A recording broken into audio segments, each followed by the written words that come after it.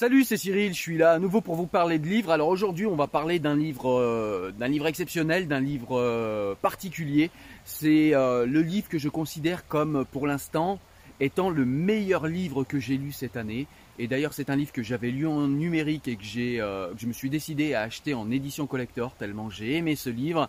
J'avais fait une vidéo que je te mets en description où j'avais déjà un petit peu parlé de ce livre, mais c'était une courte vidéo. J'en avais parlé vraiment de manière extrêmement rapide. Et j'ai décidé de revenir un petit peu sur ce livre qui est, comme je vous le dis, pour moi le meilleur livre que j'ai lu en 2019. Ce livre, c'est un livre de José Rodrigues dos Santos. Le livre, c'est La Formule de Dieu. Voilà, donc c'est un livre sur lequel j'ai envie de revenir. L'édition collector est magnifique, je te la conseille, elle est vraiment pas chère. En plus, on est à 22 € et c'est un excellent livre. On est à plus de 600 pages. Allez, je t'en parle tout de suite, c'est parti.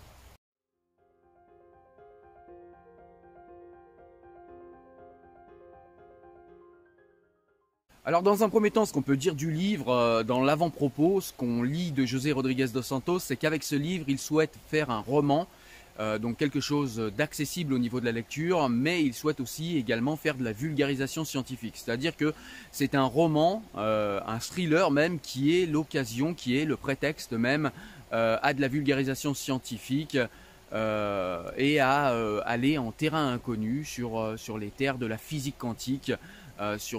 Voilà, sur des théories scientifiques aussi complexes que ça, par l'intermédiaire d'un roman. José Rodrigues dos Santos nous met également au début du livre un avertissement. C'est un avertissement nous indiquant que toutes les théories scientifiques dont il parle dans le livre et tout ce qui est développé dans le livre est réel et exact. Il n'y a pas du tout de... c'est un roman, mais on n'est pas du tout dans le romanesque quand il s'agit des théories scientifiques. On est vraiment sur des théories exactes et rien n'a été changé et rien n'a été dénaturé à ce niveau-là. Alors comme je vous l'ai dit, c'est un roman. Alors de quoi parle l'histoire de ce roman? Alors on va commencer tout de suite assez rapidement à rentrer dans le vif du sujet. C'est-à-dire qu'on va assister via des agents secrets de la CIA à la conversation de Ben Gurion, qui est le premier ministre d'Israël, et de Albert Einstein, qu'il a été voir aux États-Unis. Et donc ils vont avoir une discussion métaphysique, ils vont parler de Dieu, vont parler de science, de choses comme ça.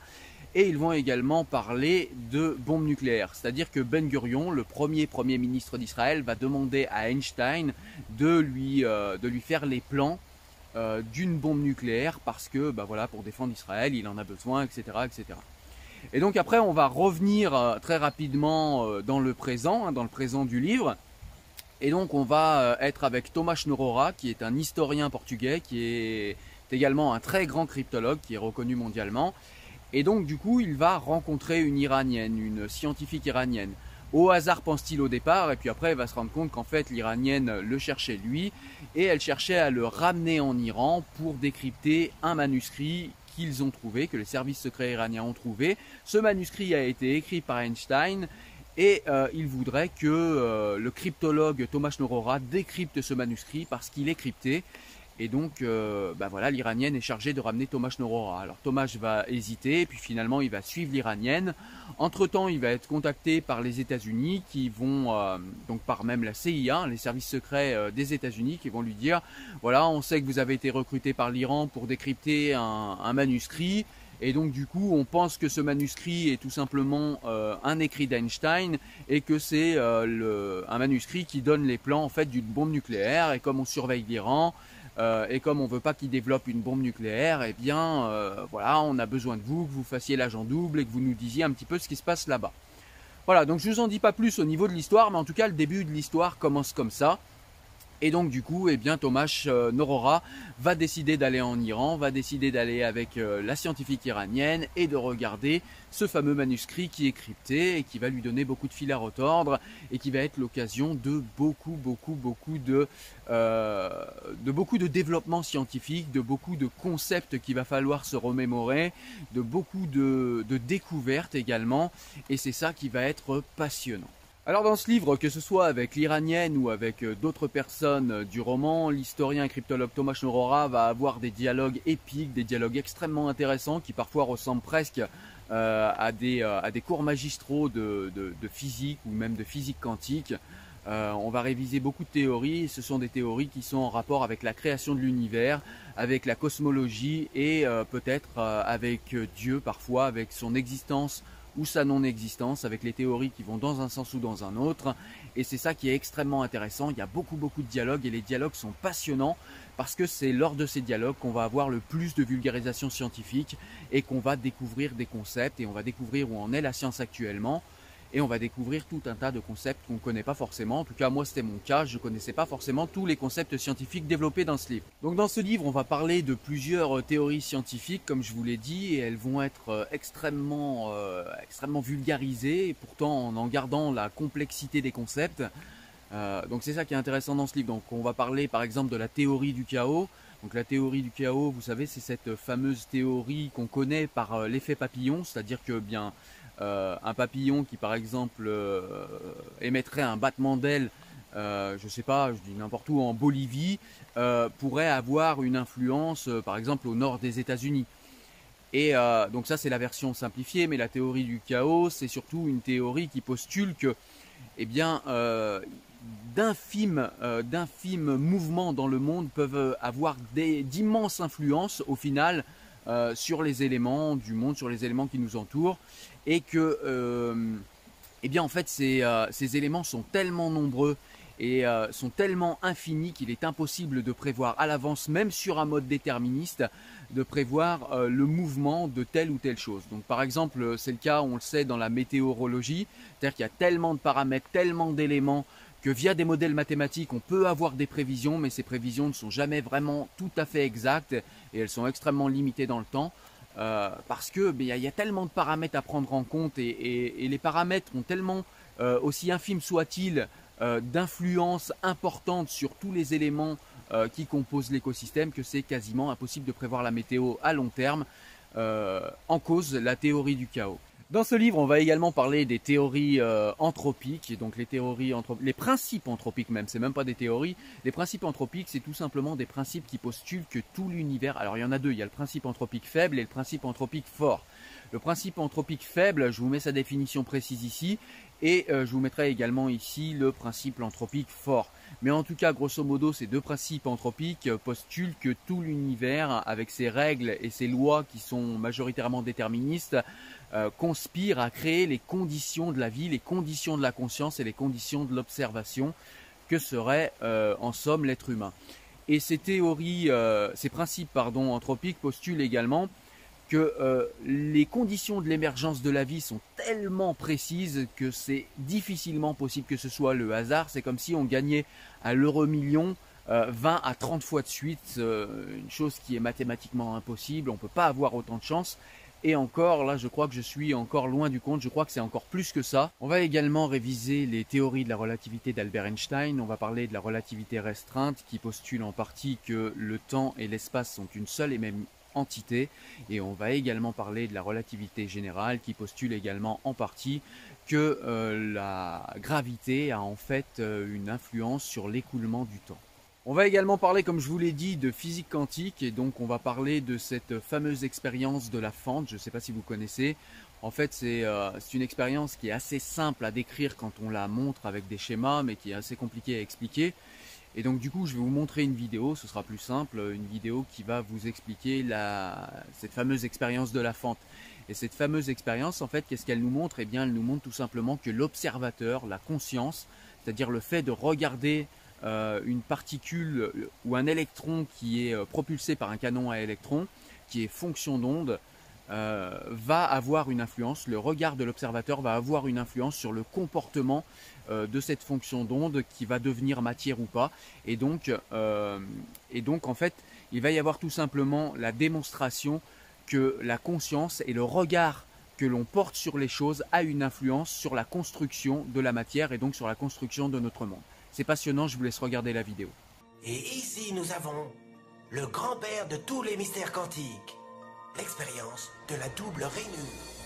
Pour comprendre cette expérience, d'abord nous devons voir comment jouent les particules ou les petites boules de masse. Pour l'instant, si on tire au hasard un petit objet, des billes par exemple vers l'écran, on voit comment se reflète un patron dans le mur de derrière, dans lequel il a rebondi et s'arrête. Là, si on ajoute une autre rainure, ce qui est logique est de voir une deuxième tranche sur la droite. Maintenant, tentons avec des vagues. Les vagues arrivent à la rainure, se propagent et arrivent au mur de derrière où elles acquièrent plus d'intensité, juste en face de la rainure. La tranche resplendissante démontre précisément cette intensité supérieure. C'est un effet qui ressemble à la tranche que dessinent les billes. Mais, quand on y ajoute la deuxième rainure, une chose différente se produit. Si la partie supérieure d'une vague tape avec la partie inférieure d'une autre, elles s'éliminent entre elles. De cette façon, sur le mur, on obtient un patron d'interférence. Là où les deux parties supérieures s'entrechoquent, il y a plus d'intensité, des lignes resplendissantes. Et là où elles s'éliminent, il n'y a rien. Ainsi, quand on lance quelque chose, ou en d'autres mots, matière, au travers de deux rainures, nous obtenons ceci, deux tranches d'un coup. Mais avec des vagues, le résultat est un patron d'interférence, comprenant beaucoup de tranches. Très bien pour l'instant. Là, nous allons nous faire les quantiques.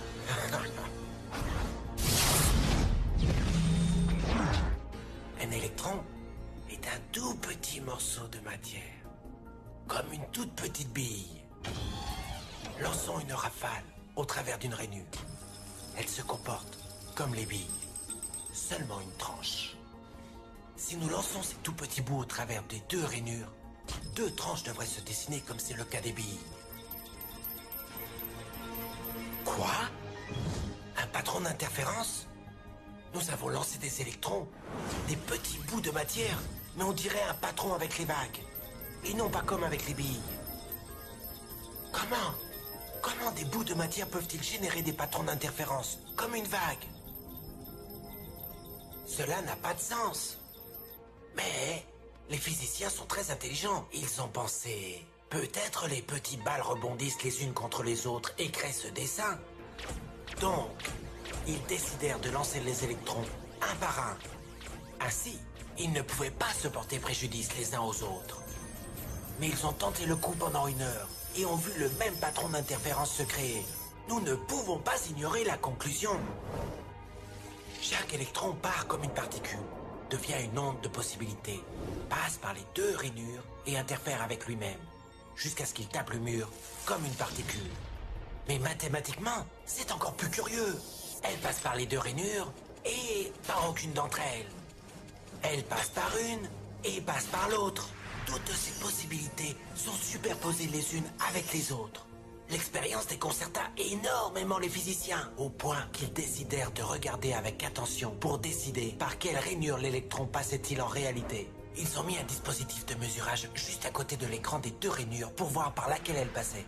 Et ils lancèrent l'électron. Mais le monde quantique est beaucoup plus mystérieux de ce qu'ils pouvaient imaginer. Quand ils regardèrent, l'électron recommença à se comporter comme une petite bille.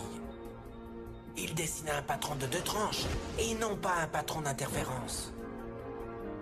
La même action de mesurer ou observer par quelle rainure elle passait a fait qu'elle ne passe plus que par une et non pas par les deux.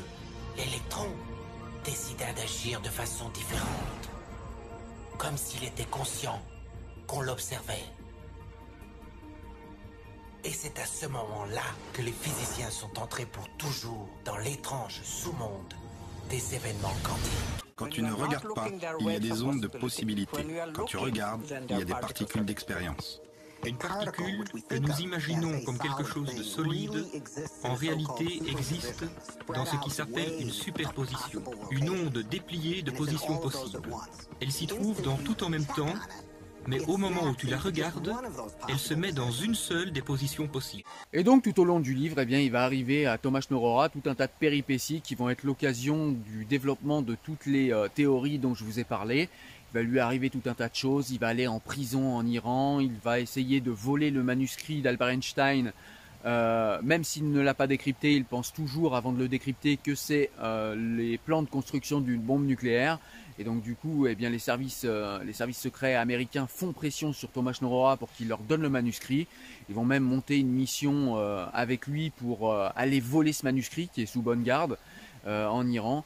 Donc vous allez voir, il y a vraiment tout un tas d'histoires passionnantes, tout un tas de péripéties passionnantes, avec au milieu, comme je vous l'ai dit, des dialogues épiques qui vont nous parler de vulgarisation scientifique et de toutes ces théories, et d'autres théories encore.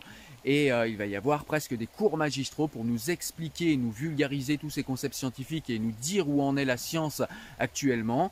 Ce que j'ai bien aimé également, c'est que, eh bien, on va nous expliquer un petit peu quelles sont les implications de telles découvertes sur d'autres découvertes et comment toutes ces théories rentrent en synergie dans notre compréhension scientifique du monde, alors que ce soit dans le monde scientifique, que ce soit pour nous, hein, comment on peut comprendre les implications de toutes ces découvertes scientifiques. On va également dans le livre nous parler des controverses qu'il y a entre les scientifiques eux-mêmes. Par exemple, au niveau de la physique quantique, il y avait des scientifiques comme Albert Einstein qui postulaient que en physique quantique, eh bien en fait il y avait un déterminisme. En fait, il y a un déterminisme dans la physique quantique que l'on ne comprend pas. Alors que d'autres scientifiques postulaient que eh bien, la physique quantique fonctionne de manière totalement aléatoire. Et donc voilà, il y a des controverses comme ça qui nous sont également contées dans ce livre. Et c'est pas du tout redondant, c'est pas du tout lourd, c'est vraiment super accessible, c'est super agréable à lire. Il y a beaucoup de péripéties au milieu qui font que le livre bouge tout le temps.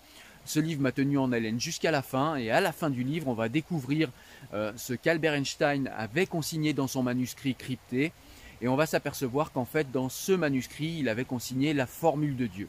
Alors, je ne vais pas vous dire ce que c'est la formule de Dieu, parce que, eh bien, quand même, le but du jeu, c'est que vous alliez vous-même lire le livre et creuser un petit peu par vous-même ce livre qui est vraiment magnifique, qui est majeur, qu'il faut impérativement lire, et vous comprendrez à la fin du livre ce qu'est cette fameuse formule de Dieu. Et on verra en tout cas que eh bien, Albert Einstein n'avait pas du tout développé les plans pour fabriquer une bombe nucléaire. Il avait trouvé le moyen de prouver l'existence de Dieu via une formule mathématique, et je vous laisserai découvrir comment. Voilà, en tout cas tu l'as compris, c'est un livre que j'ai vraiment beaucoup aimé. C'est le livre que j'ai préféré lire cette année, c'est un livre qui m'a passionné. Ça s'appelle La Formule de Dieu de José Rodriguez dos Santos. J'ai tellement aimé ce livre que je l'ai acheté, comme je vous l'ai dit au début, en version collector. Et je pense que je vais relire ce livre pour mieux comprendre les implications de tout ce qui est développé à l'intérieur. C'est vraiment un livre majeur, il faut impérativement que tu lises ce livre, tu verras, tu vas beaucoup aimer. Voilà, en tout cas, moi j'espère que tu as aimé la vidéo. Si c'est le cas, n'hésite pas à mettre un petit pouce bleu et à partager la vidéo pour donner des idées de lecture et donner envie de lire à un maximum de personnes. Moi je te dis à très bientôt pour une nouvelle vidéo. Porte-toi bien, ciao ciao, salut.